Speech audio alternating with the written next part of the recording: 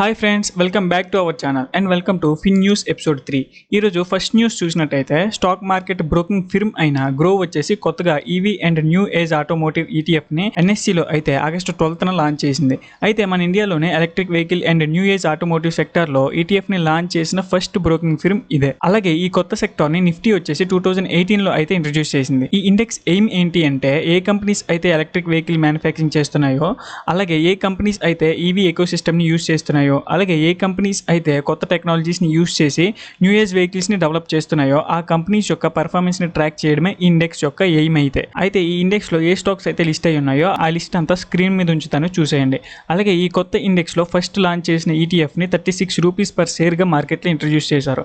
Currently ఈ ETF వచ్చేసి 32 rupees per share దగ్గర అయితే ట్రేడ్ అవుతుంది. నెక్స్ట్ న్యూస్ చూసినట్టయితే జూలై మంత్కి సంబంధించిన ఈవే బిల్ డేటా అయితే అప్డేట్ అయింది. అయితే జూలై మంత్లో 10.48 crore కలెక్ట్ చేసి ఆల్ టైమ్ హైయెస్ట్ కలెక్షన్స్ అయితే రికార్డ్ చేసింది. అయితే అసలు ఈ ఈవే బిల్ అంటే ఏంటి అంటే, ఈ ఈవే బిల్ అనేది జిఎస్టీలో ఒక బిల్. అయితే ఈ బిల్ ఎందుకు కలెక్ట్ చేస్తారు అంటే, ఏదైనా ఒక వెహికల్ 58,000 రూపీస్ కంటే ఎక్కువ వాల్యూ ఉన్న గూడ్స్ ని సేమ్ స్టేట్ లో కానీ ఇంటర్ స్టేట్ లో కానీ క్యారీయింగ్ లేదా ట్రాన్స్పోర్ట్ చేస్తున్నప్పుడు ఆ స్టాక్ కి జిఎస్టీ అనేది పే చేయాలి. అయితే ఆ గూడ్స్ క్యారీ చేస్తున్న పర్సన్ కానీ కంపెనీకి సంబంధించిన గూడ్స్ కానీ ఈ ఈవే బిల్ అనేది క్యారీ చేయాలి. దీన్ని గవర్నమెంట్ అయితే మ్యాండేట్ చేసింది. అయితే ఈ ఈవే బిల్ గురించి మీకు ముందే తెలుసా లేదా ఫస్ట్ టైం వింటున్నారా అనేది కామెంట్ చేయండి. అలాగే ఇన్ఫర్మేషన్ నచ్చితే ఛానల్ ని సబ్స్క్రైబ్ చేయండి, అలాగే వీడియోని లైక్ చేయండి. నెక్స్ట్ న్యూస్ చూసినట్టయితే ఇది వచ్చేసి ఐపీఓ గురించి. ఈ రోజు 2 ఐపీఓస్ అయితే మార్కెట్ లో లిస్ట్ అయ్యాయి. అవి వచ్చేసి ఒకటి యూనికామర్స్ ఈ సొల్యూషన్స్, అలాగే ఇంకోటి వచ్చేసి first cry. Unicommerce IPO issue price వచ్చేసి 108 రూపీస్ గా పెడితే ఈ స్టాక్ వచ్చేసి 235 రూపీస్ కి అయితే ఎన్ఎస్సీలో లిస్ట్ అయ్యి 117.59% అయితే లిస్టింగ్ గెయిన్స్ అయితే ఇచ్చింది ఇన్వెస్టర్స్ కి. అంతేకాదు ఈ ఐపీఓ హైయెస్ట్ లిస్టింగ్ గెయిన్స్ ఇచ్చిన ఐపీఓలో వన్ ఆఫ్ ద ఐపీఓ అయింది. అయితే ఈ ఐపీఓ పరంగా సోషల్ మీడియాలో ఒక న్యూస్ అయితే వినిపిస్తుంది. అదేంటంటే చాలా మందికి ఈ ఐపీఓ అలర్ట్ అవ్వలేదని. దీని బ్యాక్ స్టడీ చేస్తే నాకైతే 3 ఫ్యాక్టర్స్ అయితే కనిపించాయి. అవేంటంటే ఫస్ట్ వచ్చేసి సబ్స్క్రిప్షన్. ఈ యూనికామర్స్ ఐపీఓని రీటైల్ కేటగిరీలో 131 టైమ్స్ అయితే సబ్స్క్రైబ్ చేసుకున్నారు. అంత మొత్తంలో ఏదైనా ఐపీఓని సబ్స్క్రైబ్ చేసుకున్నప్పుడు ఆ ఐపీఓ అలర్ట్ అవ్వడం అనేది ప్యూర్ లక్ అనే చెప్పుకోవాలి. ఇంతకీ ఆ లక్కీ పర్సన్స్ లో మీరు ఉన్నారో లేదో కామెంట్ చేయండి. సెకండ్ ఫ్యాక్టర్ వచ్చేసి షేర్ అలొకేషన్. ఈ ఐపీఓ వచ్చేసి రీటైల్ కేటగిరీలో కేవలం 10% మాత్రమే అలొకేట్ చేసింది. అయితే ఈ ఐపీఓ ఇష్యూ సైజే 267 crores. దానిలో 10% అంటే జస్ట్ 26.7 crores మాత్రమే రీటైలర్స్ కి అలర్ట్ చేశారు. అయితే ఇది ఒక మంచి ఎస్ఎంఈ ఐపీఓతో సమానం. థర్డ్ ఫ్యాక్టర్ వచ్చేసి లాట్ సైజ్. ఈ IPO lot size max amount చూసినట్లయితే 14,900 రూపీస్ పర్ లాట్. అయితే రీసెంట్ గా వచ్చిన ఐపీఓస్ అన్ని 14,500 లోపలే మాక్సిమం లాట్ ప్రైస్ అయితే ఇష్యూ చేశాయి. అయితే వాటితో పోలిస్తే ఇది ఎక్కువే. అలాగే ఈ ఐపీఓలో రీటైలర్స్ పరంగా చాలా తక్కువ అలొకేషన్ ఇచ్చారు. అందులోని మాక్సిమం లాట్ అమౌంట్ ఎక్కువ అవడంతో నెంబర్ ఆఫ్ అప్లికేషన్స్ పైన అయితే కాస్త ఇంపాక్ట్ చూపించింది. ఇంకా మీకు క్లారిటీగా అర్థం కావాలి అంటే ఇప్పుడు వాళ్ళు రీటైలర్స్ పరంగా 18,550 అప్లికేషన్స్ అరౌండ్ అయితే ఇష్యూ చేశారు ఈ లాట్ సైజ్ తో. అయితే వాళ్ళు 14,500 రూపీస్ కంటే తక్కువ అమౌంట్ లాట్ కి ఇష్యూ చేసి ఉంటే 1,500 to 2,000 అప్లికేషన్స్ యాడ్ అయ్యేవి. అప్పుడు టోటల్ గా 20,000 to 20,500 అప్లికేషన్స్ అయితే రీటైలర్స్ కి అలాట్ అయ్యేవి. ఇవి నేను చేసిన అనాలిసిస్ వల్ల రీటైలర్స్ కి తక్కువ లాట్స్ అలాట్ అవడానికి కారణం వచ్చేసి. నెక్స్ట్ న్యూస్ వచ్చేసి బెంగళూరు టు కోల్కతాకి వెళ్తున్న SMVB Howrah express Tatkal ticket cost అయితే హ్యూజ్ గా పెరగబోతుంది. బెంగళూరు టు కోల్కతాకి వీక్లీ వన్స్ తిరిగే SMVB Howrah express least ticket price వచ్చేసి 770 రూపీస్ గా ఉండేది. అయితే ఆగస్ట్ 9 నుంచి అదే same route tatkal train ticket price వచ్చేసి 10,100 రూపీస్ అయితే చూపిస్తుంది.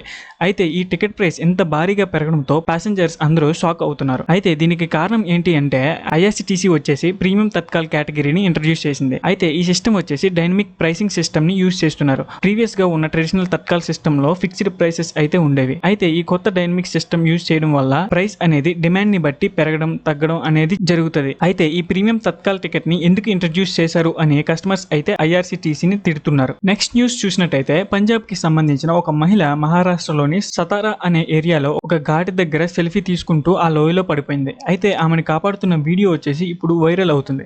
సెల్ఫీస్ కోసం ఎందుకంత రిస్క్ చేస్తారో తెలియదు. అలాగే నెక్స్ట్ మార్కెట్స్ గురించి మాట్లాడుకోవాలి. ఎప్పుడైనా ఒక స్టాక్ ఇండెక్స్ ని పడేయడం చూసారా? ఇది చాలా సార్లు జరిగే ఉంటుంది. కానీ ఈ రోజు మీకు ఎగ్జాంపుల్ అయితే చూపిస్తాను. ఈ రోజు హెచ్డిఎఫ్సి బ్యాంక్ పడడంతో మన మెయిన్ ఇండిసెస్ అయిన నిఫ్టీ బ్యాంక్ నిఫ్టీస్ అయితే భారీగా పడ్డాయి. ఫిన్ నిఫ్టీ అయితే ఇంకా భారీగా పడింది. ఓపెనింగ్ అయ్యి కాసేపటికే హెచ్డిఎఫ్సి బ్యాంక్ వచ్చేసి 3% పడడంతో మన మెయిన్ ఇండిసెస్ కూడా నెగిటివ్ లోనే ఓపెన్ అయ్యాయి. అలాగే ఫస్ట్ హాఫ్ వరకు మార్కెట్స్ వన్ డైరెక్షనల్ గా పడుతూనే ఉన్నాయి. అయితే హాఫ్ ఆఫ్ ద సెషన్ అయ్యాక మార్కెట్స్ రికవరీ అవుతున్నాయి అనుకునే టైంలో ఐసిఐసిఐ బ్యాంక్ కూడా హెచ్డిఎఫ్సి బ్యాంక్ తో చేయి కలిపి ఇంకా మార్కెట్స్ ని పడేశాయి. అయితే ఎండ్ ఆఫ్ ద సెషన్ లో వీటితో పాటు Kotak Mahindra bank and SBI కలిసి మార్కెట్ ని ఇంకా పడేశాయి. అయితే ఎండ్ ఆఫ్ ద డే కి మన ఇండిసెస్ వచ్చేసి భారీగా పడ్డాయి. ఇంట్రాడే లెవెల్స్ లో చూసినట్టయితే నిఫ్టీ వచ్చేసి ఆల్మోస్ట్ 1% అయితే ఫాల్ అయింది. అలాగే బ్యాంక్ నిఫ్టీ వచ్చేసి 1.5% అయితే ఫాల్ అయింది. ఇంకా ఫిన్ నిఫ్టీ చూసినట్టయితే ఏకంగా 2% అయితే ఫాల్ అయింది. ఫైనల్ గా ఎండ్ ఆఫ్ ద డే కి నిఫ్టీ వచ్చేసి 0.8% అంటే 208 పాయింట్స్ ఫాల్ అయ్యి 24,139 దగ్గర అయితే క్లోజ్ అయింది.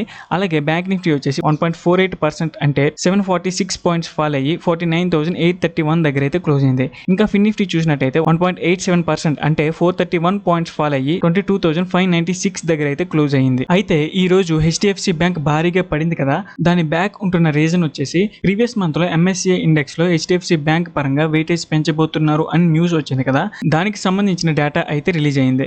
ఎంఎస్సిఐ ఇండెక్స్ లో హెచ్డిఎఫ్సి బ్యాంక్ పరంగా 25 బేసిస్ పాయింట్స్ అయితే వెయిటేజ్ పెంచారు. అయితే ఇది పాజిటివే కదా అనుకోవచ్చు, కానీ ఇది నెగిటివే. ఎందుకంటే మార్కెట్ వచ్చేసి 50 బేసిస్ పాయింట్స్ అయితే పెంచుతుంది అని ఎక్స్పెక్ట్ చేసింది. కానీ మార్కెట్ ఎక్స్పెక్ట్ చేసిన దానికంటే ఎంఎస్సిఐ ఇండెక్స్ లో హెచ్డిఎఫ్సి బ్యాంక్ వెయిటేజ్ తగ్గడంతో హెచ్డిఎఫ్సి బ్యాంక్ భారీగా పడింది. దీంతో మన మార్కెట్స్ కూడా భారీగా పడ్డాయి. అయితే టోటల్ గా ఎంఎస్సిఐ ఇండెక్స్ లో హెచ్డిఎఫ్సి బ్యాంక్ పరంగా 1% వరకు వెయిటేజ్ పెంచుతారు. ప్రెజెంట్ 0.25% గా ఉన్న హెచ్డిఎఫ్సి బ్యాంక్ వెయిటేజ్ ని 50 బేసిస్ పాయింట్స్ పెంచి 0.75% వెయిటేజ్ కి రీచ్ అవుతుంది అని మార్కెట్ ఎక్స్పెక్ట్ చేసింది. కానీ 25 బేసిస్ పాయింట్స్ మాత్రమే పెంచి 0.5% వెయిటేజ్ కి రీచ్ అవ్వడంతో ఈ రోజు మార్కెట్ లో ఫాల్ చూసాము. సో చూసారు కదా, ఇది ఇవాల్టి వీడియో. అయితే నెక్స్ట్ ఎపిసోడ్ లో మళ్ళీ కలుసుకుందాం. అప్పటి వరకు గుడ్ బై.